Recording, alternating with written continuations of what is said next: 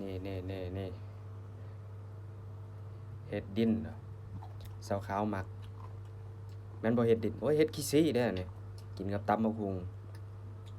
โอ้ยแซ่บขนาดได้เลย มันยังเห็ดซื่อ เฮ็ดขี้ซี่นี่เด้เนี่ย ๆเห็ดสาบ นี่แหละเมนูที่เจ้าขาวมักฝากมาแต่บ้านก็ยังบ่หมดเลยนะแซ่บบ่ อืมเห็ดเองเนาะ เฮ็ดเองกินเองตำเองแซ่บเองแม่นบ่ อืมนี่บอกคนอื่นเราบดแซ่บใช่ไหมก็ตำให้กิน เนาะเอ้ยเอากินข้อยบ่อยากดอกมื้อนี้บ่มีเนื้อข้อยเลยบ่กิน ไม่ต้องกินแล้ว